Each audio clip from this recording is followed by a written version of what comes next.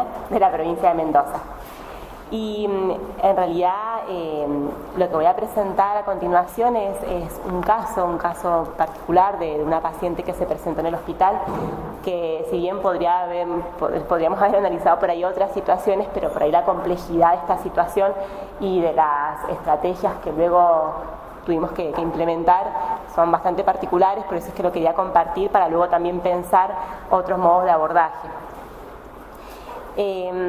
Bueno, como decía recién, la presentación de este caso tiene como finalidad interpelar nuestras prácticas profesionales y generar una aproximación a la complejidad de la vida de los sujetos que atraviesan por las instituciones hospitalarias y la necesidad también de incorporar nuevas miradas para su comprensión.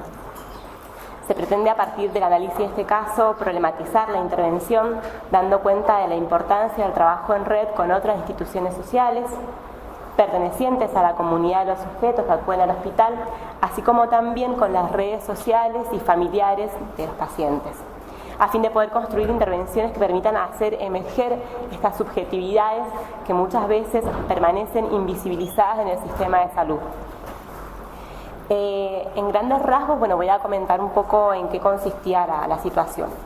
El caso clínico se refiere a Elsa, es una paciente de 20 años de edad que ingresó al hospital cursando las 38 semanas de su segunda gesta, con un diagnóstico de preparto. Ingresó a la guardia de admisión con contracciones uterinas dolorosas y, si bien a las pocas horas pudo ser compensada, pero por su situación social o caso social, como muchas veces abunda en los ámbitos, en las instituciones, quedó internada por disposición de los médicos.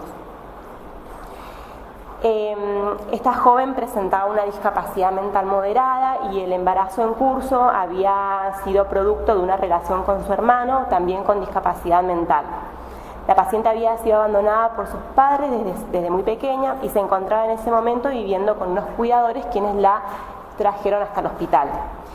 En realidad, el servicio social del hospital intervino tras la situación que presentó en ese momento la familia cuidadora, declarando que no iba a poder continuar haciéndose cargo de la situación de ella ni de su hermano. Presentaban en ese momento un oficio del juzgado donde se los responsabilizaba de alguna manera de los cuidados, tanto de la paciente como de su hija de 3 años, que en ese momento también se encontraba internada con un diagnóstico de leucemia en el hospital Noti. Es un hospital pediátrico, y frente a esta situación también la paciente en ese momento expresaba su voluntad de entregar a este niño en adopción. En ese momento, en realidad, fue todo un dilema para el equipo de enfermeros y de médicos del hospital y se decidió en realidad dar intervención al servicio social por la complejidad de la situación, la condición judicial, pero sobre todo por la incertidumbre de cómo proceder, es decir, qué hacer. Fue también lo que de alguna manera nos preguntamos del servicio en ese momento cuando nos avisaron de la situación. Se contaba con muy pocos datos, sin la presencia de familiares directos ni forma de ubicarlos, solo con una familia cuidadora que había permanecido con Elsa durante los últimos 3 años y que muy poca información podía brindar de su historia de vida. De allí que comenzó durante los primeros días una serie de intervenciones y de articulaciones interinstitucionales con el objetivo de poder recabar alguna información de esta paciente. Comprendíamos de que nadie está solo en el mundo, de que algún registro tenía que haber de la historia de vida de esta mujer, que algo teníamos que encontrar, con este objetivo de rearmar su historia de vida y cristalizar. También en ese momento fue quizás muy difícil la articulación y poder comprender cómo funcionaban, cuáles eran las lógicas de las otras instituciones. Entonces costó mucho comenzar a desandar todo un camino que ya estaba instalado en la vida de esta paciente. De ahí en más se comenzaron también a cristalizar una serie de vulneraciones de derechos que Elsa había padecido desde muy pequeña. Difícilmente se podría haber reconstruido su biografía sin escuchar a la paciente y a los demás protagonistas que habían sido parte de su historia, una historia que se encontraba marcada por institucionalizaciones recurrentes en diversos hogares, con distintas familias cuidadoras y con distintas instituciones del Estado. A grandes rasgos, en realidad, lo que encontramos era que era una paciente que formaba parte en realidad de un grupo de hermanos de 14 hermanos, la mayoría de ellos con una discapacidad mental. De la madre lo único que se sabía es que los había abandonado desde muy pequeños, que también padecían una enfermedad mental, una discapacidad mental, y esto a través de las comunicaciones y también de los encuentros con personal del juzgado pudimos también conocer de que se trataba de un caso histórico, tal como lo denominan por ahí estas dependencias.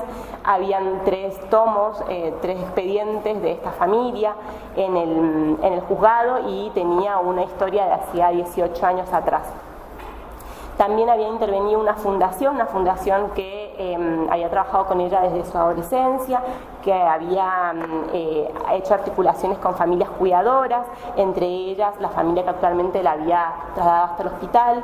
Habían también intervenido programas de la Dirección de Niñez, Adolescencia y Familia de la provincia, centros de salud en los cuales ella había hecho consultas anteriores, escuelas especiales donde había hecho algunos talleres. Todo esto en realidad eran recortes muy fragmentados, sin una continuidad ni tampoco un conocimiento de una institución respecto a lo que había realizado las otras. Esto un poco a grandes rasgos porque la verdad que era una situación muy compleja, pero frente a toda esta situación y a todo el trabajo que demandó, que fueron prácticamente 2 semanas de recorrer instituciones, básicamente lo que se pudo visualizar fue una situación de constantes vulneraciones, donde la situación particular de esta paciente en realidad cargaba con todas las secuelas de un modelo de política social que había entendido a la niñez como un ente a tutelar. Por lo tanto, todas las medidas concomitantes a esto habían sido la institucionalización como única alternativa, como la alternativa más tradicional, sin el seguimiento correspondiente de lo que esta situación implicaba por parte del juzgado. Por el año en que se habían originado los expedientes, en realidad coincidía con una transición de la política de niñez desde un paradigma tutelar hacia uno de protección integral de la niñez y la adolescencia. Por otra parte, también habían muchas vulneraciones respecto a su situación de salud, el hecho de no poder acceder a una pronta detección e intervención frente a su diagnóstico, el hecho de no poder contar con un certificado de discapacidad, de no poder haber prevenido ciertas consecuencias propias de la discapacidad. Además, desde hacía 2 años que esta paciente había cumplido la mayoría de edad, la figura de guarda, al menos hacia ella, había quedado en realidad sin vigencia, y desde esa fecha que ya esta paciente se encontraba en condiciones de vulnerabilidad, ya que la figura de guarda no había sido reemplazada legalmente por otra, como en este caso el tema de la curatela, lo que hubiese correspondido, y su situación cotidiana y habitacional seguía de alguna manera dependiendo de estas familias cuidadoras que iban apareciendo temporalmente, pero que tampoco lograban tener una continuidad con los cuidados de ella. En definitiva, una serie de instituciones, como decía recién, habían estado interviniendo lamentablemente no se pudo articular mucho con los médicos del hospital, pero sí con algunas enfermeras que fueron de mucho soporte en la contención de ella durante la internación. También pudimos ir viendo esto de cómo habían ido interviniendo distintas instituciones, juzgados, centros de salud, dirección de niños y adolescencia, servicios de protección, fundaciones, familias, direcciones de discapacidad, y cómo de repente esta paciente se encontraba en la institución sin ningún tipo de respuesta y con intervenciones que de alguna manera habían quedado caducas en el tiempo. Y también fue llamativo incluso la lectura que junto con las enfermeras hacíamos respecto a de cómo esta situación, que había sido problematizada por las familias respecto al embarazo consanguíneo y que condujo a de alguna manera apartarse un poco de la situación, había sido la punta de ovillo para dejar entrever no solo el divorcio existente entre estas distintas instituciones que habían intervenido en el caso, sino también una biografía atravesada por intervenciones fragmentadas y derechos cercenados. Frente a esta situación surgieron y aún siguen resonando diferentes interrogantes, como es, por ejemplo, pensar cómo es que estas personas transitan a lo largo de sus vidas por las instituciones, acumulando intervenciones profesionales, mientras permanecen invisibilizadas sus problemáticas y vulnerados sus derechos. Pensar si es posible construir puentes de entendimiento y comunicación entre las diferentes instituciones, de quién depende esto, si es solo de voluntades particulares o de qué otra manera se podría hacer. En qué medida la fragmentación de las problemáticas sociales y de las instituciones terminan fragmentando la historia e identidad de los sujetos. Esto nos llamó la atención en el servicio porque precisamente no había registro, o sea, a todos los lugares a donde concurríamos no había una historicidad armada, era solamente la intervención particular de un momento, de un recorte en el tiempo. En el caso de Elsa, la reconstrucción de su historia fue elaborada de manera casi artesanal, dada la escasez de información registrada en las instituciones que anteriormente habían intervenido, así como la multiplicidad de actores intervinientes. La articulación e intercambio con otras instituciones fue fundamental para empezar a comprender mejor la situación desde sus diferentes aristas. Y es aquí donde se introduce la noción de red, es decir, que la propuesta alternativa de construcción de redes sociales se enmarca en la intención del rescate de un sujeto definido por sus múltiples pertenencias. La red es un sistema de vinculación y nos preexiste, es decir, que preceden nuestra llegada y nuestra intervención, ya que constituyen la trama misma que entreteje la vida de los sujetos. Por lo tanto, la tarea consiste en cristalizarlas, ser conscientes del entrecruzamiento de ámbitos e instituciones que otorgan identidad al sujeto y que configuran su modo de ser hoy. Esto no nos fue muy fácil de entender desde un comienzo. A todos nos desbordó la situación y nos llevó tiempo también entender que algo había previo a que llegar al hospital, que de alguna manera algo se podía llegar a reconstruir y se podía llegar a leer, que había algo que teníamos que empezar a buscar y de a poco ir armando. A partir de la situación presentada, la propuesta que surge invita a pensar la red como un enfoque para la intervención, como una herramienta de comprensión de los fenómenos, de su interrelación y vinculaciones, tanto hacia su interior como con el contexto. En esto estamos haciendo alusión a los diferentes niveles de abordaje de la red, no tan solo la red personal y familiar de los sujetos, también las redes comunitarias, existentes o potenciales, así como la red institucional que se pueda generar hacia el interior de cada organización y con los miembros que la componen.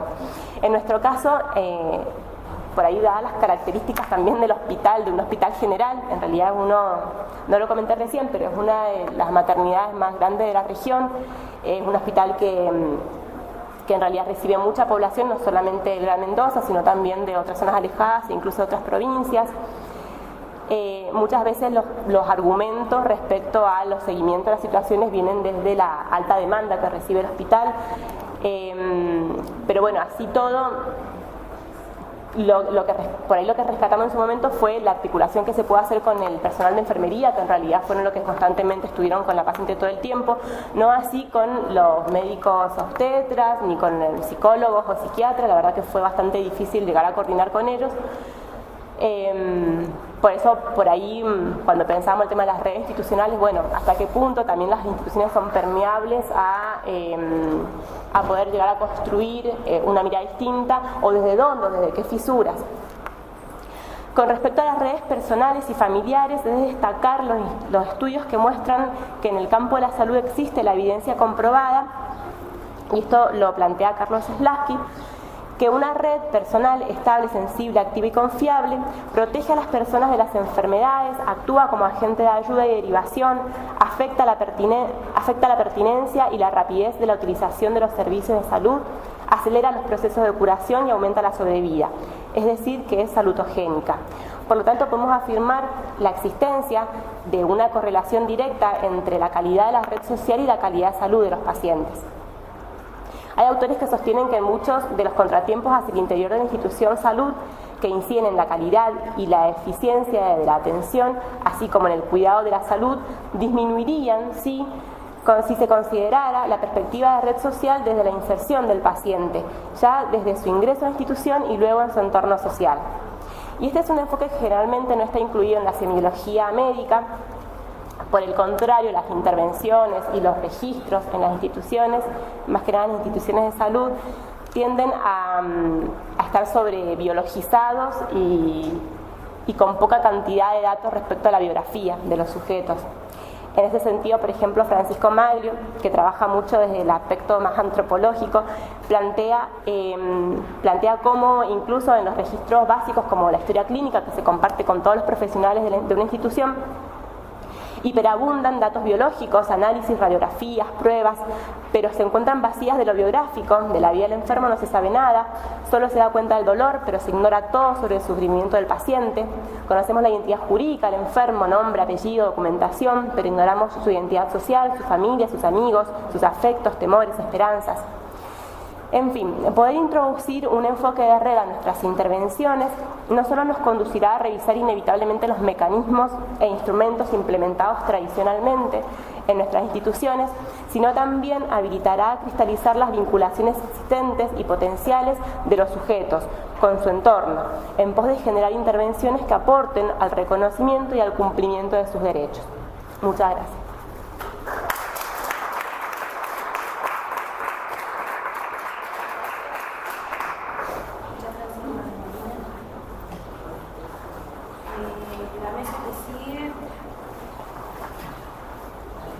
Es la de Alejandra Carrizo, que se titula Violencia obstétrica, aportes desde un modelo transdisciplinario.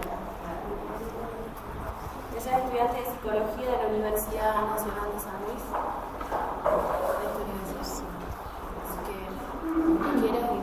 Bueno.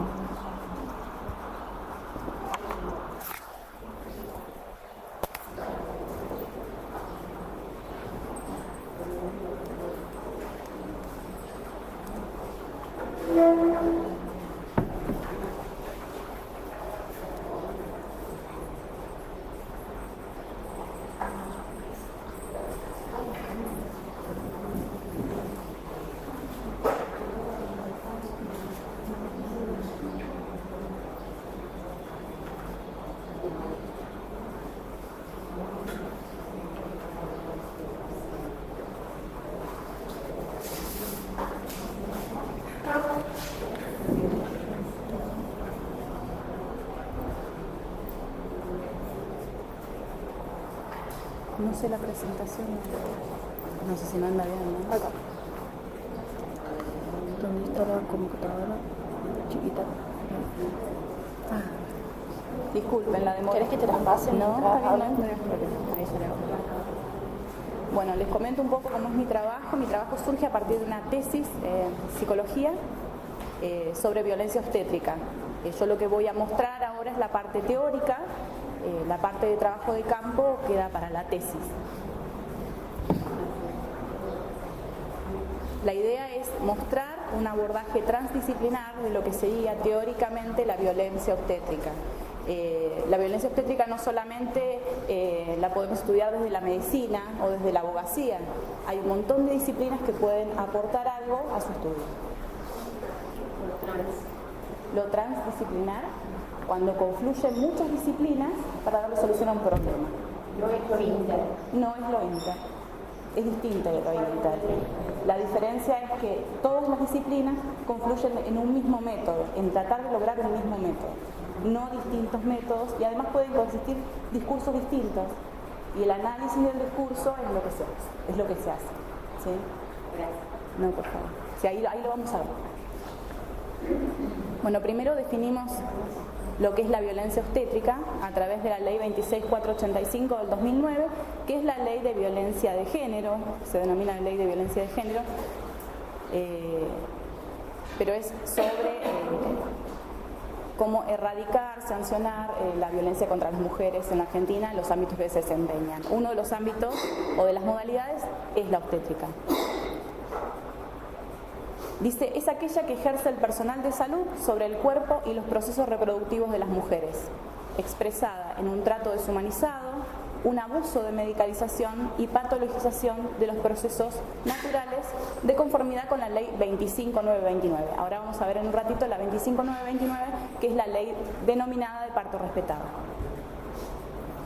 En la página del Ministerio de Salud de la Nación hace su propia explicación y dice que la violencia obstétrica es cuando no existe un trato humanizado antes, durante o después del parto y la atención no es rápida, de calidad, con buen trato y confidencial en las situaciones post-aborto.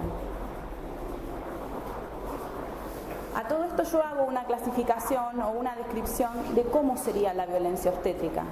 La violencia obstétrica es compleja, transcurre entre lo explícito y lo sutil, lo que la torna inexplicable a sus víctimas y es muy difícil de probar legalmente.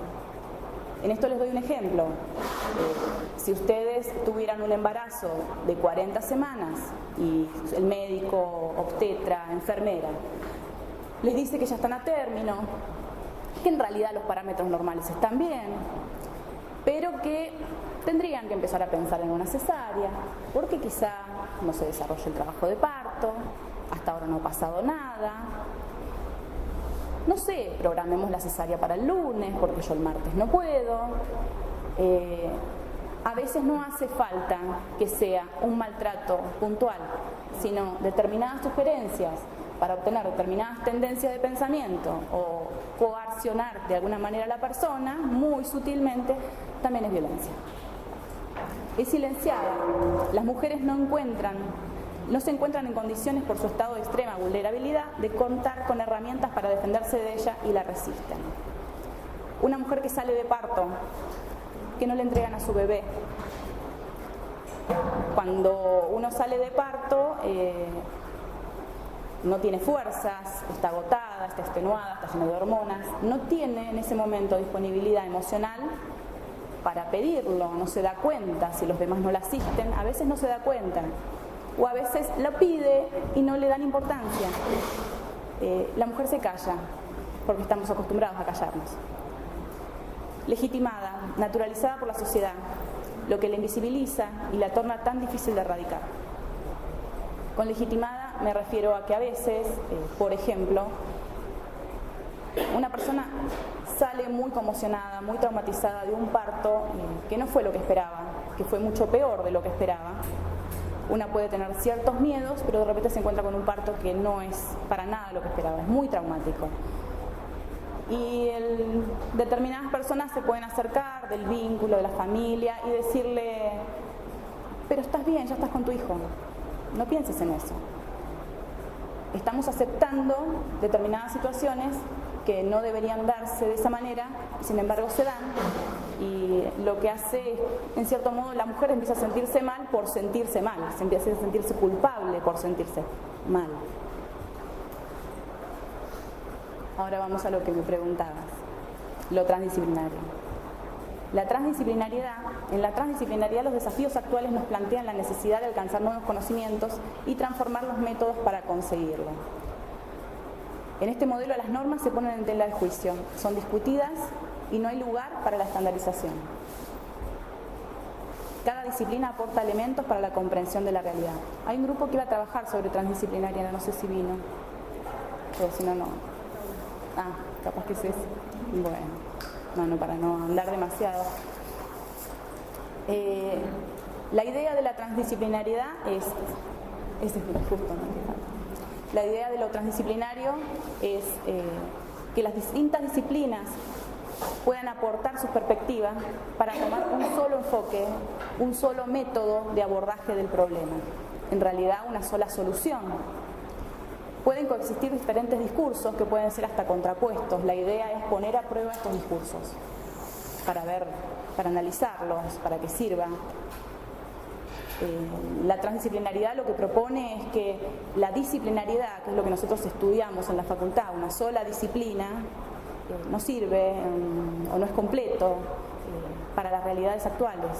Las realidades actuales son complejas, son fenómenos complejos.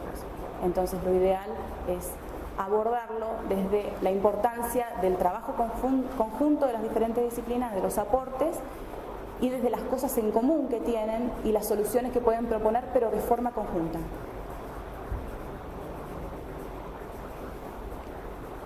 En el método transdisciplinario abordamos la violencia obstétrica como un fenómeno complejo y en este caso puntual existen perspectivas desde la psicología, la medicina, en este caso la economía. Hay una economista que hace un estudio, tiene un posgrado en género y una diplomatura en género, que opina y que hace un aporte desde la sociología, desde la antropología. Pero también coexisten la investigación con otros discursos que no tienen que ver con lo científico puntualmente o con lo académico, sino con una experiencia extracientífica. Por ejemplo, las activistas por el derecho de un parto respetado, de derechos humanos, feministas y víctimas de violencia obstétrica.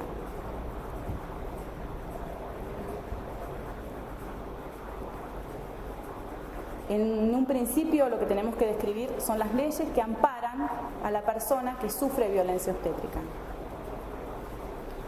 La ley 26.485, que yo nombraba al principio, que es la de protección integral para prevenir, sancionar y erradicar la violencia contra las mujeres en los ámbitos que se desarrollan sus relaciones interpersonales, define a la violencia contra la mujer como toda conducta, acción o omisión que de manera directa o indirecta, tanto en el ámbito público como en el privado, basada en una relación desigual de poder, que hace un rato hablaban de Foucault, afecte su vida, libertad, dignidad, integridad física, psicológica, sexual, económico o patrimonial, como así también su seguridad personal. Quedan comprendidas las perpetradas desde el Estado o por sus agentes.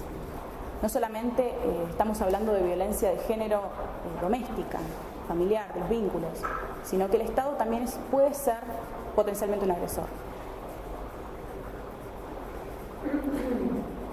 La violencia obstétrica, bueno, recién la definíamos, la que ejerce el personal de salud sobre el cuerpo, los procesos reproductivos de las mujeres, tiene un trato deshumanizado, un abuso de medicalización y patologización de los procesos naturales.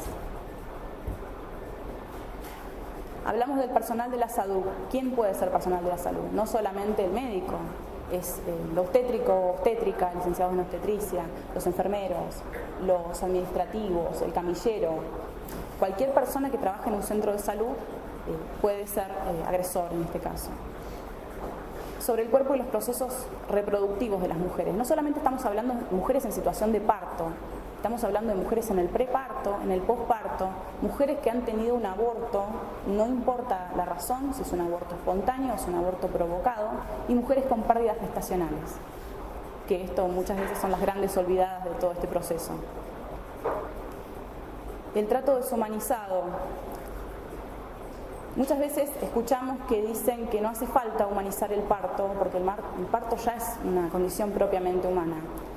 Es una pena que hablemos de humanizar el parto, porque quiere decir que es necesario decirlo, que es necesario volver a lo humano, que es necesario salir de lo que es el modelo de medicalización extrema y sistemática, y de no esperar los tiempos, y de ceder ante los tiempos de una institución, que muchas veces son tiranos, que muchas veces tiene poco personal, y bueno, la mujer tiene que adaptarse a este tipo de situaciones que le son ajenas, que dependen de un organismo estatal y que la perjudican. El abuso de medicalización, recién estabas hablando del abuso. La oxitocina sintética administrada de manera rutinaria, la idea es agilizar el parto, el proceso de parto. Generalmente en los hospitales públicos, más allá de que se dan en la mayoría de los centros públicos o privados, pero en los hospitales públicos necesitan la cama, necesitan la sala de parto libre. Se patologizan los procesos naturales. La embarazada no es una enferma, la embarazada es una persona con una condición diferente, es una condición especial y se la trata como una enferma. No se la escucha. Esto no es en todos los casos, esto lo quiero recalcar ahora. No estamos hablando de la obstetricia, estamos hablando de la violencia obstétrica. Y como cuando estamos hablando de violencia de género, no estamos hablando de todos los hombres, sino de los agresores. Cuando habla de conformidad con la ley 25.929, la ley 25.929 es la de parto respetado o derechos de los padres y los hijos frente al proceso de parto. Hice más o menos un resumen de lo que indica la ley de parto respetado. Habla del tema del consentimiento informado, informarle a la mujer. No importa si uno considera que va a entender, no va a entender, hay formas de hacerle llegar a los distintos niveles de comprensión la información que uno tiene para dar. Siempre adaptándose a la paciente que uno tiene delante. El hilo siempre se corta por lo más fino y las pacientes más vulnerables muchas veces son las pacientes de sectores marginales, Canevari Bledel es una enfermera con posgrados en género, hizo una investigación en el norte argentino sobre una maternidad pública. Generalmente asisten mujeres de zonas rurales y no consideran necesario muchas veces informarlas porque suponen que no van a entender. Y eso es un error, pero no solamente acá en la obstetricia, es un error en toda la medicina, suponer que el paciente no entiende. El paciente, estamos hablando no solamente de su cuerpo, sino de su subjetividad. Bueno, despatologizar los procesos y tiempos naturales, esto lo habíamos visto ya en la definición. La contención de información en el puerperio, el contacto padre, hija, hijo, apoyo en la lactancia.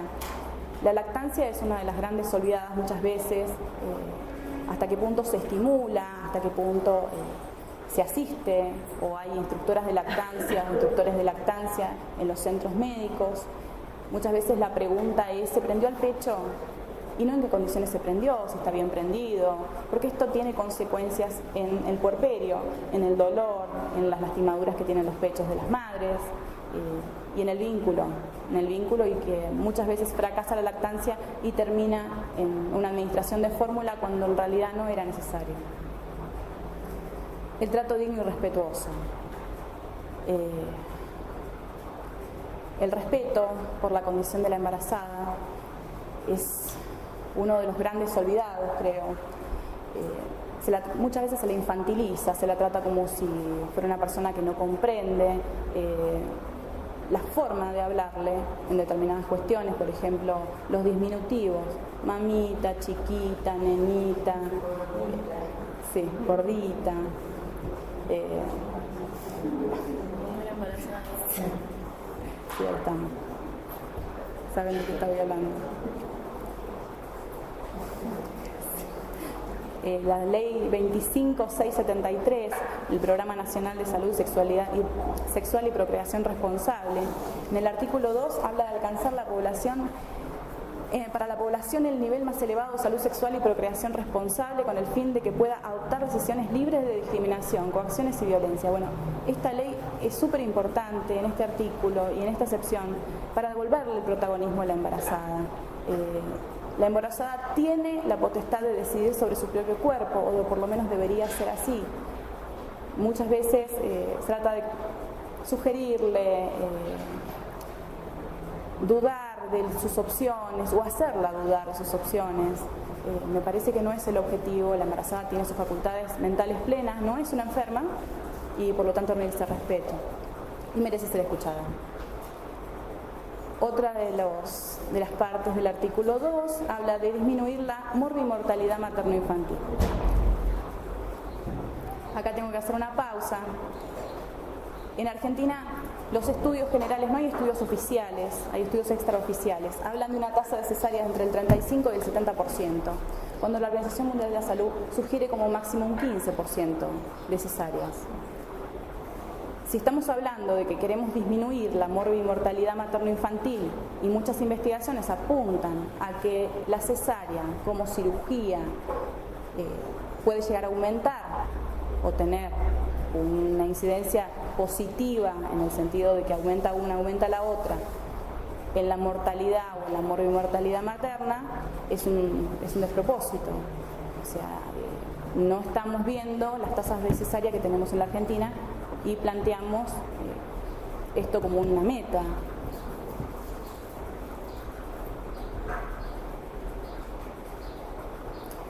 La ley de los derechos del paciente.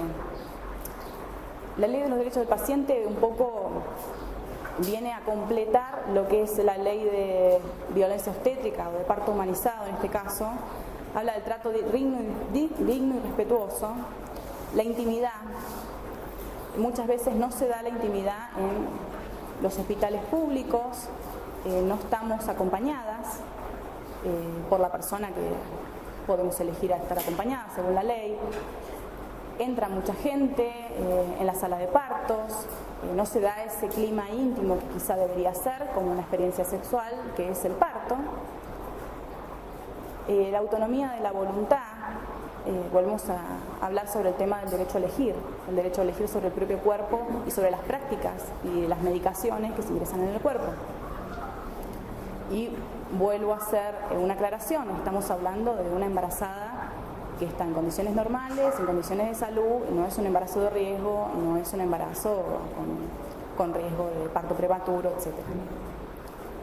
A la información sanitaria, lo que contábamos hace un rato, tiene derecho a saber qué le están haciendo, porque se lo están haciendo. La mujer puede comprenderlo. Y bueno, el consentimiento informado que hablábamos hace un ratito, sobre los casos de estudios académicos en los hospitales escuelas. Los hospitales escuelas muchas veces se le realizan tactos reiterados a una mujer, considerando que es una cuestión de aprendizaje. Graciela Medina es jueza de Mendoza y ella vino a diferenciar algo que ya veníamos viendo en lo que era la definición de violencia obstétrica, que hay dos tipos de violencia obstétrica, la física y la psíquica.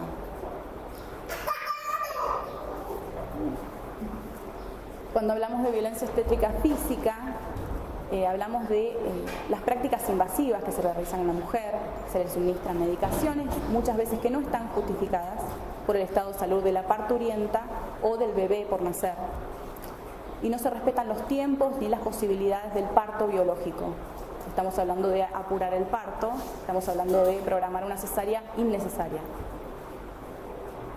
Violencia obstétrica psíquica es cuando somos objetos como mujeres de un trato deshumanizado, grosero, discriminatorio, humillaciones.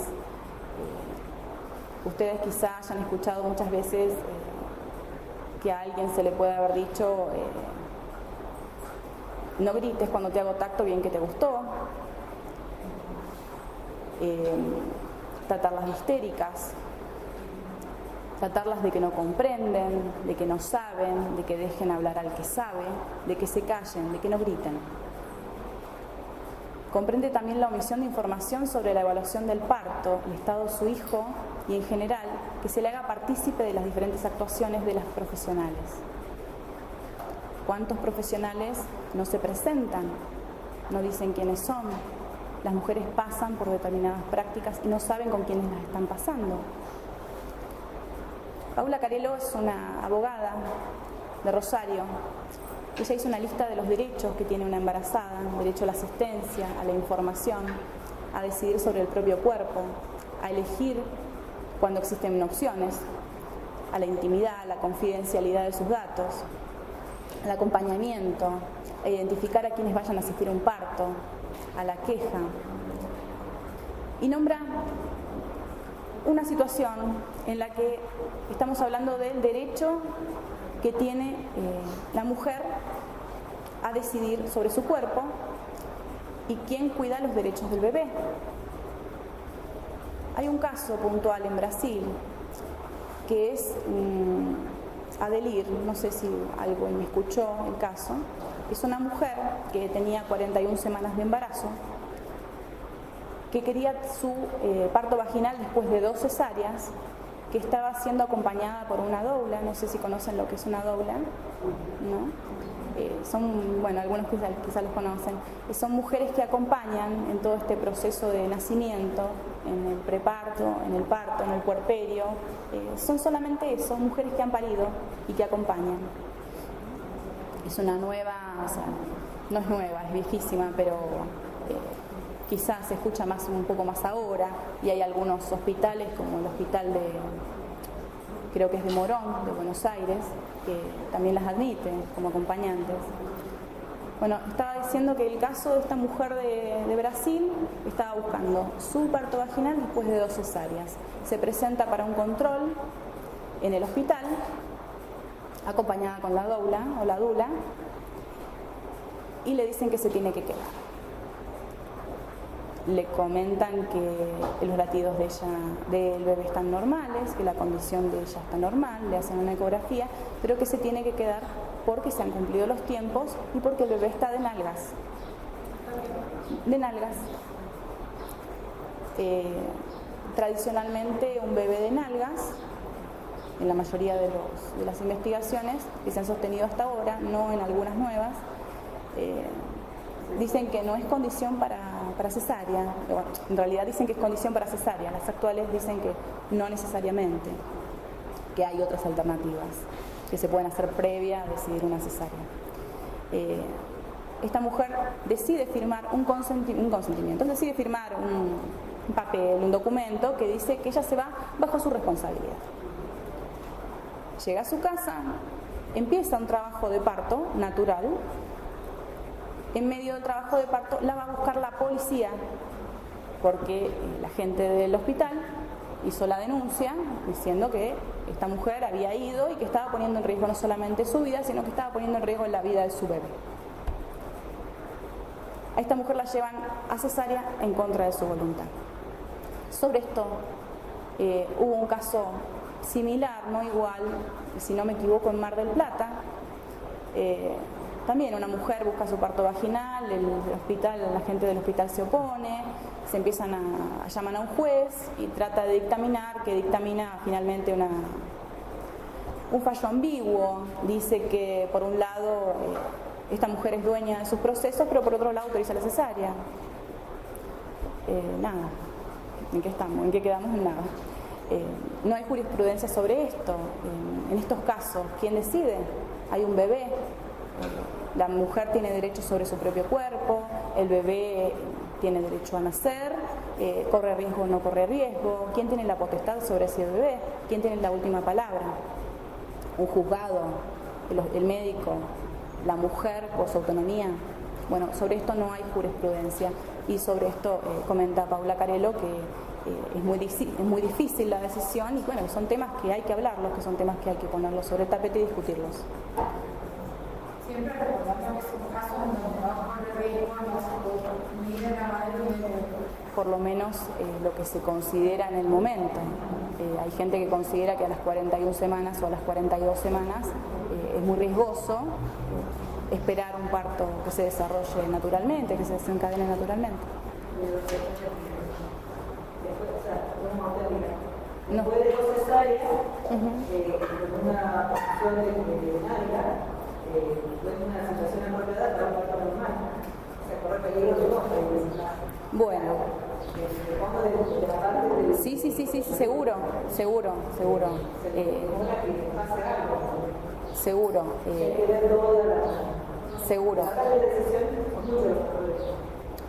Claro, pero es que en el momento, creo que el momento se evalúa. Es muy difícil hablar ahora sobre una decisión así.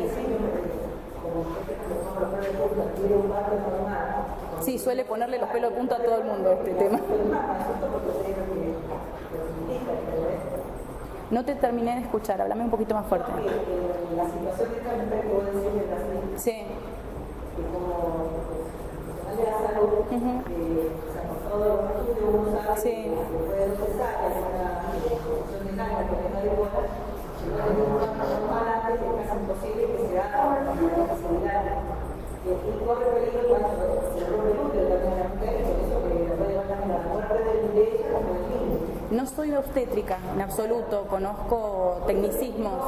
Sí puedo decirte que en base a las investigaciones que yo he estado viendo, hablan de opciones previas a la decisión final de una cesárea, por un parto de nalgas. No, sí, pero hablan de ciertas, seguramente vos me sabrás decir, hay ciertas maniobras que se pueden hacer para intentar que el bebé se gire. No sé. Sí. No, por favor, sí, la idea es esa.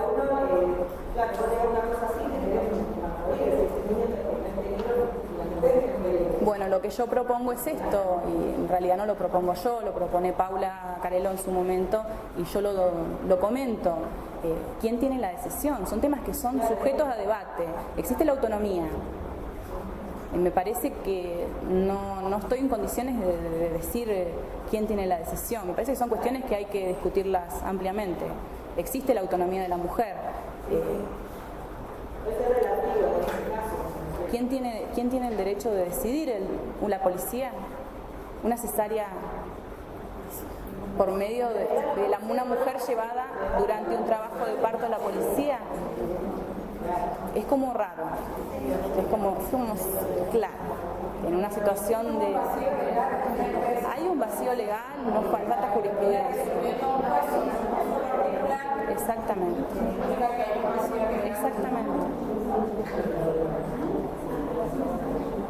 Les cuento un poco, volvemos. Después, si quieren, retomamos. Sí, seguimos con el debate al final, para que puedan seguir los otros grupos. En base a las perspectivas desde la medicina, yo voy a tomar 3 puntos nada más, porque en realidad, bueno, tenemos todos los protocolos médicos, no hace falta nombrarlos, y sobre esto muchas veces nos despedimos. En el año 2007 se sanciona en Venezuela una ley, que es la Ley de Violencia Obstétrica, dentro de lo que son los derechos de las mujeres,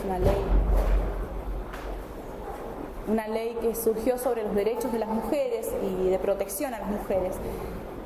Cuando hablan de violencia obstétrica en Venezuela, no solamente enuncian cuáles serían los parámetros, que son más o menos los que hemos trabajado hasta acá, sino que enuncian sanciones. Cosa que no hay acá, porque acá la ley no está reglamentada. Si hay una violación, sí, se inicia una denuncia, se inicia un expediente, hay diferentes organismos entre los cuales se pueden hacer las denuncias, frente a los cuales se pueden hacer las denuncias, pero no existen sanciones tipificadas, no está reglamentada. En Venezuela se reglamentó. En Venezuela hay sanciones. En base a esto surgió un montón de bibliografía, porque como vos me decís, es un tema espinoso. Y bueno, todos quieren opinar y todos quieren dar su punto. Muchísima bibliografía médica de por qué sí, por qué no, por qué la sanción, por qué no la sanción, justificaciones médicas. Una de las investigaciones a mí me llama mucho la atención y habla de violencia obstétrica desde el punto de vista de las usuarias. Este médico hizo una investigación y selecciona, creo que fueron unas 535 usuarias, y les hizo una consulta, qué tipo de tratos habían recibido, si habían recibido malos tratos. Algo que me llamó mucho la atención de esta investigación es que él hace una salvedad y dice que las personas con mayor nivel de formación percibían que habían recibido menos maltrato o mejor trato que una persona con un nivel de información o de formación inferior. Entonces lo que él decía o argumentaba es que a una persona con un nivel de formación superior, un secundario, un universitario, le era más fácil explicarle determinadas cuestiones, porque comprendía o suponía que la iban a entender. En cambio, una persona con un nivel de formación inferior no tenía necesidad de explicarle demasiado y consideraba que en eso se basaba que las personas con un nivel superior de formación tuvieron una percepción de que habían sido mejor tratadas que las demás. Ahora, volvemos a lo mismo, porque se supone que hay que explicarle a una y no a la otra, que una va a entender y que la otra no va a entender. Odent, quizá los que conocen lo que es el parto humanizado, la corriente de parto humanizado, conocen, es un cirujano que cuestionó las rutinas obstétricas, cuestionó las prácticas obstétricas rutinarias. Él no era obstetra, a él lo destinan a un hospital de un pueblo y de repente le hacen cargo de que se haga cargo de los partos y de las cesáreas, porque no había quien se hiciera cargo. Eso era lo que los demás esperaban de él, pero en realidad él no sabía que ese era su trabajo o parte de su trabajo. Entonces él empieza a observar y empieza a ver que las personas que tienen menos intervención generalmente terminan en un parto normal, con las que están más seguras, las que están más tranquilas, las que se sienten más a gusto. Entonces empieza a ver qué tiene que ver esto con que termine en una cesárea o no termine en una cesárea un parto, qué influencia tiene esto. Entonces habla del tema de mamiferizar los partos. Dice que nosotros instintivamente podemos parir, instintivamente podemos parir, tenemos la capacidad de hacerlo, se ha hecho siempre, pero que actualmente por los tiempos vienen dados de afuera, vienen dados desde un otro, y la mujer muchas veces se empieza a poner nerviosa, se empieza a poner mal, las cosas se complican y lo que podía haber sido un parto normal termina en cesárea. Voy a seguir rapidito, después cualquier cosa vamos al debate al final. Acá en Ibarra y Bledel, bueno, se los comenté la publicación que había hecho. Vamos a pasar directamente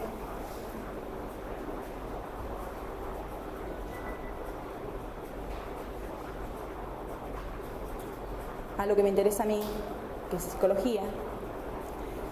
El trastorno por estrés postraumático como secuela obstétrica. Trastorno por estrés postraumático como secuela obstétrica. Ivonne Olza, que es una psiquiatra española, plantea en una investigación que existiría un trastorno por estrés postraumático debido a determinados partos traumáticos, vale la redundancia, y que las mujeres con este trastorno presentan el posparto que recuerdan y reviven el parto mediante flashback, mediante pesadillas, durante semanas, durante meses. Se sienten desconcertadas, extrañadas ante sus bebés, como si no estuvieran allí, como si no fueran las mismas. Están enojadas con los profesionales, buscan compulsivamente información sobre esto que les ha pasado. René Moore, yo les decía recién, a una economista con posgrados en género, con diplomaturas en género, hizo una acepción bastante interesante, toma a Soriano y a La Parra y habla de la violencia obstétrica como un tipo de violencia sexual. Más allá que interviene en procesos sexuales, si estamos hablando de tactos reiterados, sistemáticos, sin consentimiento de varias personas, si estamos hablando de episiotomías rutinarias, que es una mutilación, es un daño en los genitales, hay episiotomías menores y peores, por decirlo de alguna manera, hay mujeres que quedan prácticamente incapacitadas para tener relaciones sexuales, que tienen que ir a una cirugía posterior para reconstituir el periné. Ella habla de que existiría un daño sexual, un abuso sexual, y que muchas personas, eso no lo dice ella, lo dice Sheila Kissinger, que es activista por los derechos del parto respetado, hablan de birth rape, de un nacimiento o un parto vivido como una violación. Muchas mujeres dicen, eso lo podemos ver en la investigación de Ivonne Olza, en los testimonios, que sienten que han sido violadas, que se sienten violadas.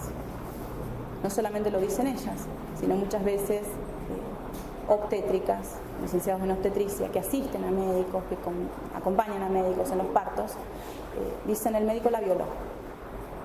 Pero estamos hablando de esto, estamos hablando de los tactos reiterados, de que las mujeres se quejan, que dicen que les duelen, les dicen que se callen, esa situación de impotencia, esa situación de ultraje frente a las prácticas. Bueno, conclusiones. Cuando hablamos de violencia obstétrica, dos paradigmas o dos formas de verla, desde lo psíquico, desde lo físico, el daño que se obtiene. Se patologizan los procesos naturales, existen intereses económicos en juego. El tema de programar las cesáreas acorta los tiempos, organiza los tiempos muchas veces. Estamos hablando de cesáreas innecesarias. Se basa en una simetría de poder. La relación médico-paciente existe una simetría de poder. Hay alguien que tiene un conocimiento científico, técnico, y hay alguien que no lo tiene. Entonces, si se juega un poco con este conocimiento, muchas veces la que se perjudica es la mujer. Y que existe una necesaria protección de la vulnerabilidad que la mujer por su condición, el bebé por su edad o por su condición social, como hablábamos recién en el caso de la investigación de Canibar y Bledel, terminan perjudicados. La propuesta es una protección integral estatal contra la violencia obstétrica. La importancia de la denuncia, que existe una reglamentación de la ley de parto humanizado, que no la hay, que exista un programa nacional, una partida de dinero para capacitar, para acceder a información, para formar, cosa que no existe, y la elaboración de un protocolo de abordaje integral ante los casos de violencia obstétrica. para las usuarias y para el personal de servicio de salud que se siente afectado por las prácticas violentas dentro del ámbito obstétrico. Bueno, eso es todo.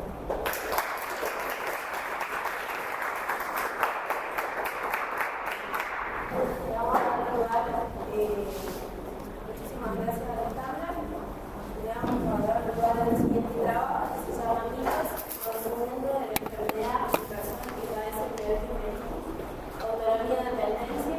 Las disertantes son la licenciada en nutrición, una docente de la Universidad Católica de Cuyo, docente también, investigadora de la Universidad Nacional de San Luis, María Fabiana Pilar Arce. También tenemos a la licenciada en nutrición y docente de la Universidad Católica de Cuyo, Romina Navas.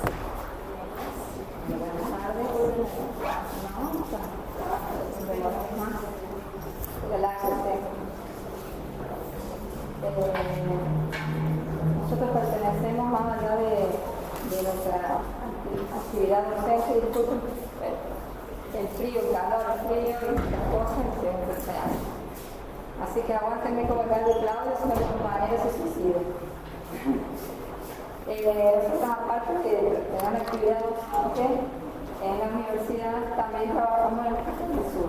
Ella es residente del Hospital del Sur y yo estuve colaborando con ella para un trabajo de investigación que lo que le venimos a contar es una porción, una parte del mismo que habla sobre estas connotaciones que tienen que ver con lo social, con lo personal, con lo emocional, de las condiciones de salud que a veces no se los tiene en cuenta cuando hablamos de sistemas muy biológicos de atención, que es un planteo que no solamente lo manejamos nosotros, sino otras personas que son miembros del equipo del Hospital del Sur y que se están conformando este modelo nuevo de atención.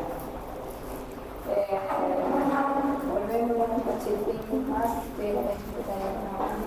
por eso es que dentro del trabajo, que era un trabajo de investigación en el cual valorábamos la adherencia al tratamiento en pacientes con diabetes mellitus tipo 2, ese trabajo lo que tratábamos de era poder comparar cómo se adherían al tratamiento y lo comparábamos con el conocimiento que tenían los pacientes.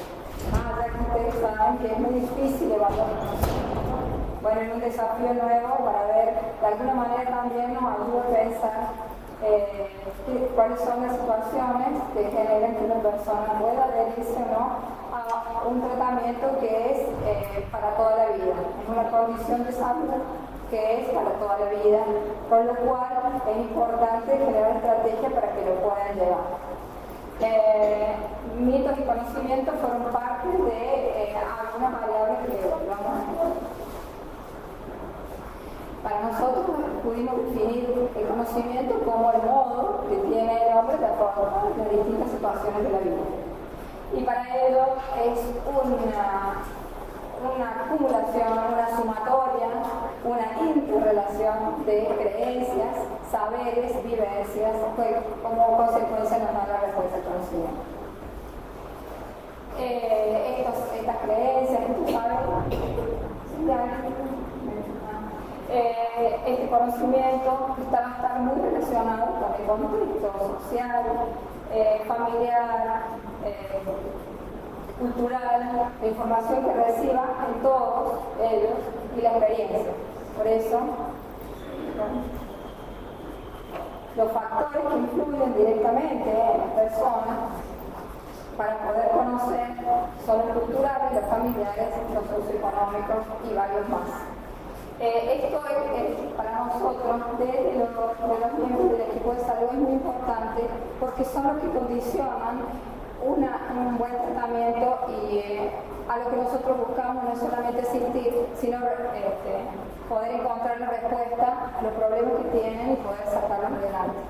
A veces no son situaciones que tienen que ver con una situación solamente de órganos, de algo biológico, sino de otros problemas o situaciones de vida que generan esta incomodidad, este malestar, esta falta de poder adquirir los conocimientos que nosotros les brindamos para que puedan resolver, porque la propuesta nuestra de trabajo es que las personas se hagan protagonistas de su condición y de su tratamiento. Entonces forman parte del equipo de salud, ya no están abajo, sino están al lado. Y lo que queremos es que ellos, al ser protagonistas, puedan resolver eso. Inclusive sus saberes son tan valiosos como los nuestros. Y eso es lo que nos da la posibilidad de poder ayudarlos. Sabemos que en cuanto a lo que tiene que ver con la alimentación es algo cotidiano y es algo tan natural y que lo venimos aprendiendo desde que somos pequeños, que tiene una relación vincular de amor, de alegría, de tristeza, de comunicación, de vinculación, y lo vamos aprendiendo en el seno materno, en el seno del hogar. Y eso es lo que va a marcar nuestra forma de alimentarnos y nuestros hábitos en cuanto a la alimentación.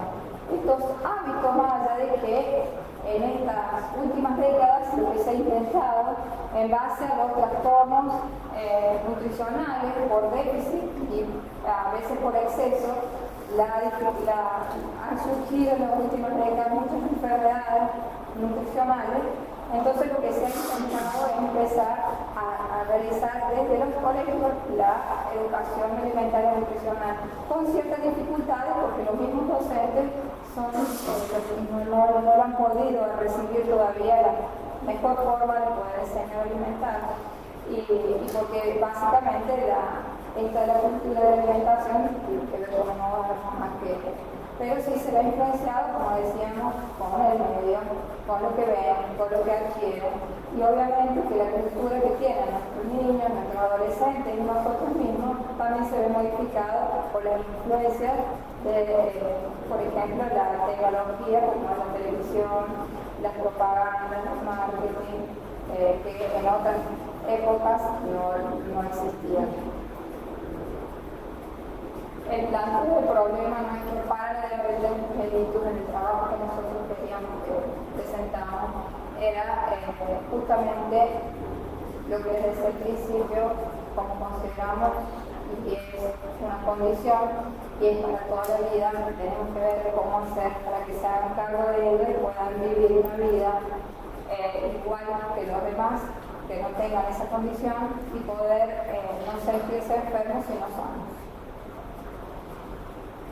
Entonces el objetivo fue identificar los conocimientos, mitos y creencias en pacientes diabéticos tipo 2 que asisten al servicio de diabetes del Hospital del Sur de la ciudad de San Luis.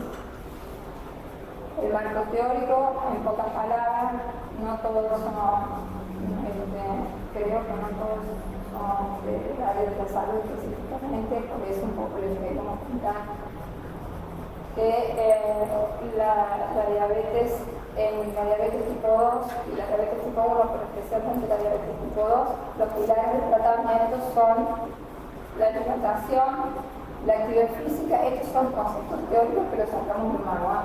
Y fíjense qué importancia que todos tienen el mismo valor, son todos pilares que sostienen este techo, y la educación es parte de un pilar tan importante. La pregunta es así de importante o capaz no debería ocupar ese lugar sino otro, o sostener más, una plataforma más grande. Con respecto a la medicación, el automonitoreo no tienen tanta importancia como estos tres, porque muchas personas, las personas con diabéticos que están controladas, hay muchos pacientes diabéticos que no consumen medicación e inclusive no se colocan insulina, y los monitoreos son necesarios solamente para ver en qué estado está, y no siempre se tienen que hacer todos los días. No son tan importantes. Fíjense que en este concepto médico que nosotros tenemos, lo más importante, si para la persona el concepto que tiene es que esto y esto, el pinchazo y la medicación es lo más importante. ¿Cómo lo revertir? Es una historia de pensamiento, una historia de conceptos transmitidos a lo largo de toda la vida. Y hoy por hoy podemos decir que estas columnas realmente las que valen son estas tres y posiblemente esta sea la más importante. Pero lo vamos a ver ahora que estamos analizándolo. Bueno, para nosotros poder definir el estado nutricional de un paciente diabético es un estado nutricional adecuado, va a generar la posibilidad de que tenga una condición estable de su glucemias. Por lo tanto, nosotros lo definimos a través de la evaluación de los hábitos alimentarios, de su índice de masa corporal, cuál es su composición. Eso va a colaborar a todo este metabolismo que da como consecuencia un estado nutricional adecuado.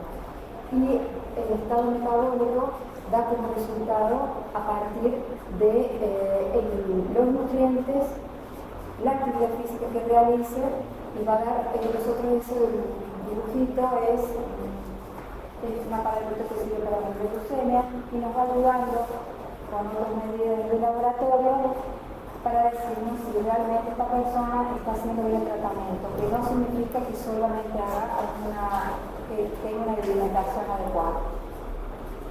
Un poco se lo decía para que comprendamos el kit de la cuestión.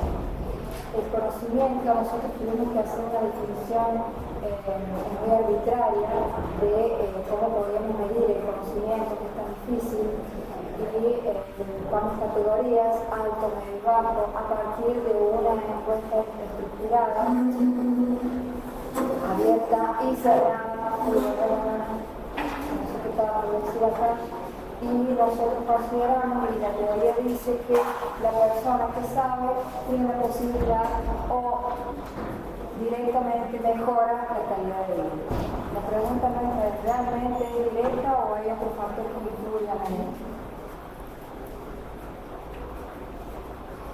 La población en estudio, bueno, ahí les pusimos una foto de la gente que participa, que nosotros tenemos una prevalencia en los hospitales de 200 a 1000 pacientes diabéticos que son de la capital y del interior, que están incluidos en el diabético tipo 1 y tipo 2 también, así que no es específicamente. Se tomó los pacientes que asistieron a consulta durante 2 meses y fueron 80 pacientes entre 35 y 70 años porque es la edad que presentan el diabetes tipo 2. Como les decía recién, se aplicó la encuesta con preguntas abiertas y cerradas y les cuento que para nosotros es difícil porque somos nutricionistas y cuando hablamos de esto, de conocimiento y de saber cuesta porque no tenemos tanta habilidad. Pero bueno, la idea era esta, no borrarnos locos y tratar de poder medir conocimiento. Los resultados son los siguientes. Voy a hablar un poquito de los resultados. Se estudió, como dijo la licenciada Piram, en pacientes diabéticos tipo 2 de entre 35 a 70 años y de ambos sexos. El Hospital del Sur cuenta con un registro de estos pacientes y de los cuales se fue a observar esos registros y podemos rescatar de que del total de pacientes diabéticos tipo 2 son 581. Nosotros la encuesta la realizamos en el mes de mayo y de junio. En esos meses asistieron 80 pacientes con diabetes tipo 2, lo que representa el 14% de la población total. Si bien en ese mes concurrieron más pacientes que nosotros utilizamos en la encuesta, no reunían los requisitos que nosotros necesitamos, que por un lado la edad, el rango de edad, que de hecho la mayoría de los encuestados que participaron eran entre 50 y 60 años. Otro de los requisitos era que tuvieran un diagnóstico mayor a un año, y la mayoría tenía de 2 años a 5. Esto es importante porque si tenía un diagnóstico menor a un año, por ahí no podía llegar a obtener, digamos, grandes conocimientos, no podía variar con los conocimientos previos que podía venir a llegar a tener esta persona respecto a lo que es la enfermedad y el tratamiento. Bueno, como se ve en el gráfico, la mayoría de los encuestados que participaron fueron mujeres.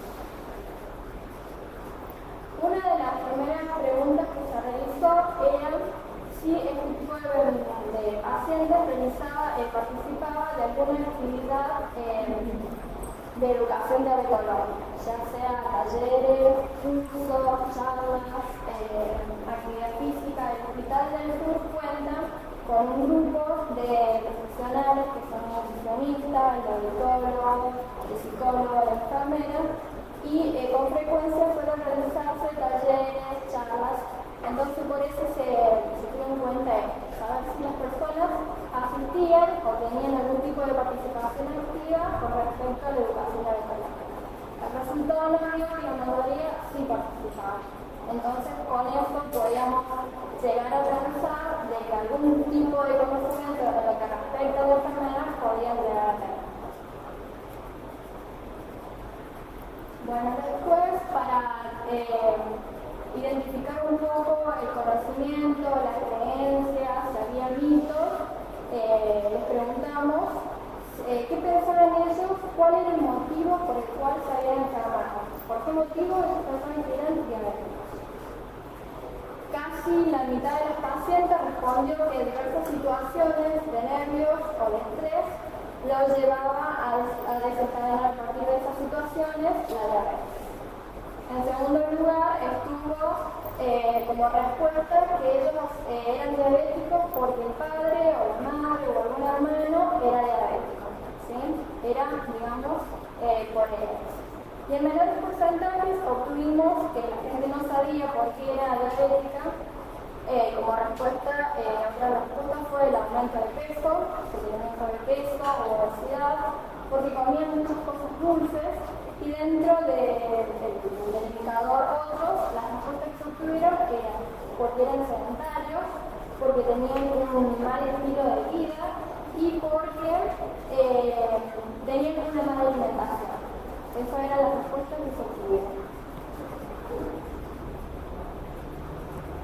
Luego se trató de indagar si los pacientes habían escuchado hablar sobre algún tipo de tratamiento alternativo, ¿sí? O no convencional. Muy pocos respondieron que sí sabían o habían escuchado sobre este tipo de tratamiento, de los cuales solamente el 40% utilizaba y realizaba estos tratamientos. Las respuestas que se obtuvieron fueron plantas y hierbas medicinales que consumían ajo picado y polvos mexicanos. Son unos polvos, me contaban, que venden en las dietéticas saborizadas, las disolvían en el agua y eso lo tomaban. Y de las plantas decían que consumían aloe vera, la parte gelatinosa de la aloe vera y la pezuña de vaca, la plantita la hervían y luego la tomaban. Todo esto, los encuestados respondían de que eso les ayudaba de alguna manera, porque ellos sentían que les ayudaba a mantener los niveles normales de glucemia. ¿Sí? Después se les preguntó si ellos creían que habían alimentos que estaban prohibidos debido a su condición, si habían alimentos que subían o bajaban la glucemia. Dentro de los alimentos prohibidos, la mayor cantidad de encuestados respondió de que sí, que ellos consideraban que tenían alimentos que no podían consumir o que eran prohibidos debido a su condición. En segundo lugar, no sabían si había o no alimentos que debían consumir. Dentro de los alimentos que bajan la glucemia, la mayoría respondía que no sabían. Luego había otro grupo que le seguía que decía que sí, habían alimentos que bajaban la glucemia, como por ejemplo el agua, me respondían, las frutas, las verduras, las legumbres. Esos eran los alimentos que ellos consideraban que bajaban la glucemia. Y los alimentos que subían la glucemia, la mayoría de las personas decía que sí, había alimentos que consideraban que subían la glucemia. Dentro de estos alimentos estaban los jugos, las gaseosas, las golosinas, las tortitas. Estos se relacionan, ¿cómo relacionar el gráfico de los alimentos que suben la glucemia con el de los alimentos que dice que prohíben? Cuando le preguntábamos si tenían alimentos prohibidos, se correlaciona uno con el otro en cuanto a los porcentajes. una serie de afirmaciones en donde tenían que responder si la afirmación era falsa o verdadera. Algunas de las afirmaciones eran si ellos, por ser hijos de diabéticos, tenían mayor posibilidad de tener la diabetes, si la diabetes se cura, si ellos debían tener, digamos, horarios fijos para consumir los alimentos, si debían mantener un peso adecuado, si la diabetes se cura, ciertos alimentos se podían consumirlos o no. En este gráfico resaltamos los porcentajes de respuesta correcta. Como vemos, la mayoría de las personas tienen más de la mitad de respuestas correctas, salvo estas tres últimas, donde se les preguntaba si el pan tostado le da menos glucemia o si los edulcorantes eran peligrosos o si ellos pueden comer de todo. En esas preguntas, esas tres últimas, como que tenían más dudas a la hora de responder. Por último, se trató de analizar y de observar cómo habían sido, digamos, categorizados de acuerdo a las respuestas obtenidas en la encuesta, el conocimiento y la prevalencia de algún mito. Lo que prevaleció fue el conocimiento medio, por ende, presencia de mitos también iba a ser intermedio. En segundo lugar, el conocimiento bajo con una alta presencia de mitos o creencias. Y muy poquito porcentaje en donde los pacientes tenían un alto conocimiento y baja presencia de mitos.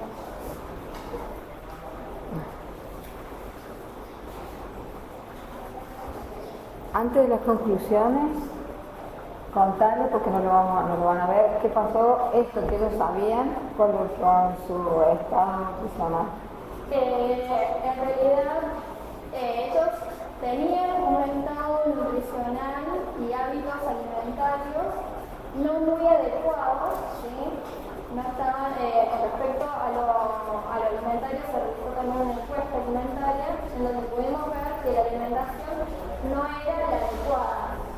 Los diabéticos tienen que tener una alimentación variada y una distribución de la alimentación a lo largo del día tiene que ser también adecuada. Esto como que no se correlacionaba en el estilo de vida y hábitos alimentarios con respecto al conocimiento. Era inadecuado y entonces evidentemente hay otros factores que hacen de que puedan llegar a hacer el tratamiento como corresponde. Porque si sabe la mayoría o el 73% tiene un conocimiento medio, significa que alrededor de esos porcentajes deberías tener un adecuado tratamiento y sin embargo no se correlacionaron. Hay algo que dentro de lo que es para nosotros la transmisión del conocimiento u otros factores que hacen a la decisión de la persona a adherirse a un tratamiento o a ser protagonista de su patología, van a dar como resultado que tenga una adecuada condición de vida. Y con respecto a los mitos, nosotros observamos que, primero, somos capaces de generar en el otro el compromiso y la responsabilidad en la construcción de su salud, convirtiéndose en protagonistas activos del conocimiento y de las acciones que de ellos se desprenden. Eso es lo que nos queda como para pensar.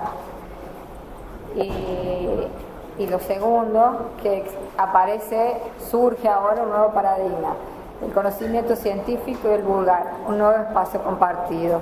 Para nosotros definirlos así, porque consideramos que la medicina biomédica siempre desvalorizó los saberes y las creencias populares. Sin embargo, la industria farmacológica utiliza lo de la naturaleza, el producto de la naturaleza para hacer los fármacos. Con lo cual, creo que es un nuevo desafío para nosotros y continuar con nuestra investigación a ver si este aloe vera, el pezuña de vaca, de buey y el otro, y el ajo realmente disminuyen los niveles de azúcar en sangre. Nada más.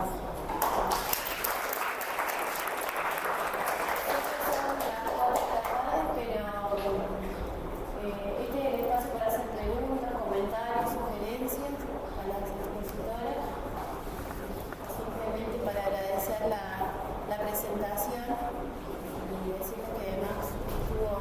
interesante las tres ponencias. Sí.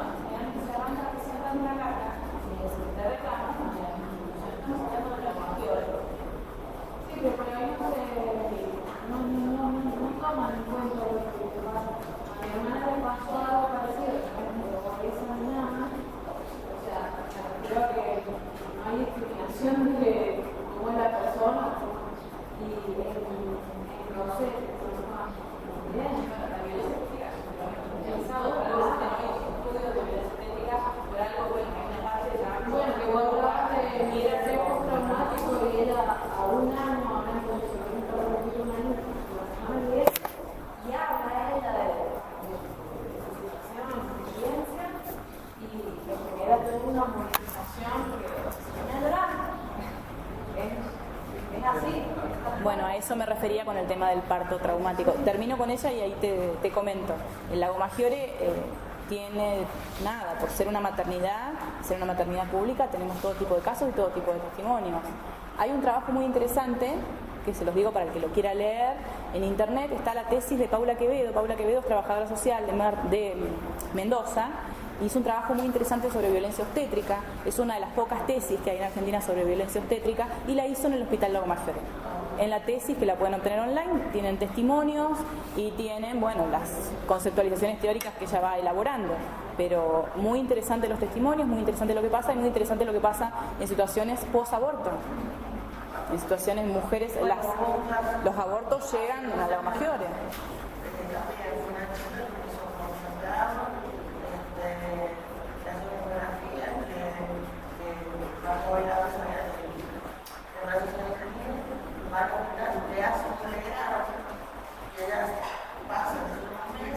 Empieza a sentir que se mueve algo. Entonces hace una ecografía, y hace una ecografía de 4 meses, que hace un mes que la había hecho un milagro. Lo que hago todo así, un milagro. denunciaron? ¿Fue? ¿O lesiones le graban no se recibieron? ¿Cómo se recibieron? Bueno, esa es otra de las discusiones, el límite que hay entre lo que es la violencia obstétrica y mala praxis. La violencia obstétrica generalmente es muy difícil de probar, no la mala praxis en este caso, en el caso que nombrás vos. Esta chica se quedó así, dijo, no voy a hacer nada porque el embarazo sigue bien, entonces con el día ese bebé que ahí ya traía 4 abortos. Bueno, esas son las denuncias que no se hacen, que muchas veces hacen que cuando uno habla de violencia obstétrica nos miren con extrañeza. La violencia obstétrica existe y en muchos lados está más sistematizada que en otros. Yo te decía el tema de las vías de denuncia. Por un lado, el Ministerio de Salud. Por otro lado, Paula Cariello, que yo recién la nombraba, es abogada rosarina, hizo toda una estructura de denuncia, un cuadro de denuncia sobre las vías que vos podés denunciar. Si vos querés, yo te lo acerco o te lo mando, me das un mail, yo te lo linkeo. No hay ningún problema. Sí, de una. Si yo lo escribo ahí, que me quiera escribir.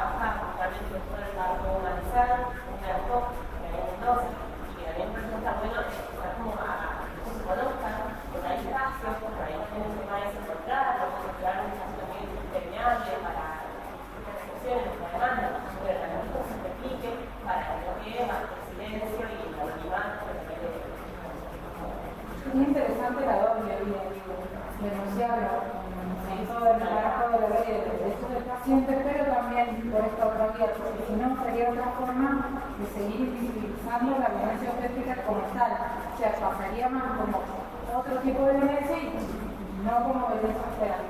Entonces sería bueno que quedara el doble, por ejemplo, me parece. Yo creo que como hay, volviendo al Congreso de Salud Comunitaria, el acercamiento a la comunidad, y retomando un poco la base del Congreso, que es descentralizar la salud, de los centros de salud, también plantear posibles talleres con estas mujeres que no saben qué hacer frente a esta naturalización de la violencia, que por ahí los profesionales y que están como estudiantes y que están interesados en temas y saben ciertas cuestiones que son más complejas, abordar esto bien en comunidad. Eso es lo que se me ocurre acá, porque siento como un vacío, por ejemplo, el marido o las mujeres que están en la ¿no? Esta falta de vacío frente a la comunidad, frente a estas temáticas que están incluyeron siempre, desde las niñas hasta las. Bueno, muchas veces... No, por favor. No, y también estaba pensando, ¿no?, en esto de que por ahí las mujeres en situación de parto estamos como muy vulnerables y muy como entregadas, porque tenemos un montón de síntomas, de sensaciones y de... en esto de los talleres, que por ahí vos tirás la idea, también está bueno que participe o la pareja, el padre, una amiga, tu mamá, alguien con el que vos elijas pasar el momento del parto, pero que te acompañe de antes. En la gimnasia, en ir al médico a los controles, en leer las leyes, en leer cuáles son tus derechos, en leer cómo es el procedimiento, en leer los riesgos, en aprender junto con el que te va a acompañar, porque entonces cuando vos estés en el trabajo de parto y te sientas mal y no puedas hacer un montón de cosas, tener a alguien que te acompañe y diga, no, lo que le están haciendo está mal o es innecesario, o por qué se lo haces, o hay otra opción, para no estar sola. Y defender también el derecho a estar acompañado, porque hay muchos casos, sobre todo en hospitales públicos, que no dejan entrar al padre, por ejemplo, porque es hombre. Entonces vos decís, bueno, pero yo quiero que esté él. Claro. O sea, por ejemplo, yo cuando tuve a mi hijo, lo tuve en una clínica privada y lo dejaron entrar. Pero también, por ejemplo, me pusieron una oxitocina para que el niño no naciera a las 3 de la mañana y naciera a las 10. En ese momento ni lo pensé, pero ¿qué pasó? Yo 2 días de trabajo de parto, pero me lo venía mandando bastante bien, y cuando me pusieron la oxitocina, chao, no daba más porque no te da tiempo de recupero entre una contracción y la otra. Entonces, claro, mi hijo nació a las 10 de la noche, naturalmente, por desencadenamiento normal del parto, capaz que hubiera nacido a las 3 de la mañana. Entonces, esas prácticas por ahí que uno desconoce también, porque uno dice, bueno, si lo hace el médico, es el que sabe, es el que me acompaña, el que me orienta y el que está cuidando a mi bebé y a mí. Entonces, es como que también hay una relación de poder que nos torna vulnerables, y si estamos solas, peor todavía. Sí, un protocolo para las mujeres de estas cuestiones de si quiere oxitocina, no, fisiología, no, solamente no la puede presentar, que bueno, realmente mi institución se maneja con su propia regla y lo han ido. ¿Estás hablando del plan de parto? Sí, pero lo puedes presentar cuando vas a cumplir. El plan de parto, no sé, el plan de parto, estábamos la otra vez hablando con Paula Carello, la abogada de Rosario, y ella plantea que el plan de parto te piden en las clínicas, bueno, obviamente que depende de la buena voluntad del médico y de la relación que tengas con el médico, pero si no es de las mejores relaciones y vamos a lo legal, te piden en las clínicas que sea con una certificación ante escribano, con 2 testigos. O sea, vas con un documento. Que tampoco es la idea, ¿no? Claro. Claro. Pero volvemos a lo mismo. Tampoco es la idea judicializar esto. Eso es lo que siempre pasa con estos debates. Se pone como belicoso, porque la idea no es que estemos unos contra otros. La idea es que pensemos juntos qué es lo que nos está pasando. Pero brindar información, porque el plan de parto muchas mujeres no lo saben. Exactamente. Lo de las redes, muchas mujeres no lo saben. Bueno, vos ponete a pensar que ante procedimientos rutinarios y ante prácticas establecidas y ante tiempos y ante necesitamos el quirófano libre, a mí no me conviene que vos me presentes un plan de parto. Si yo le cuento a todo el mundo que voy a presentar un plan de parto, que vas al escribano, que pones 2 testigos y que existe un plan de parto que deberían respetarte, o sea, el tema es, bueno, pero ¿y dónde están los derechos de la embarazada? El que se entera no se entera. Descentralizar el conocimiento, porque exactamente. el centro de salud cuando el centro debería ser la comunidad. Claro. Y bueno, para cerrar, el último aplauso a los escritores, los invito a tomar café. A la tarde más. Este micrófono. Hace 10 minutos.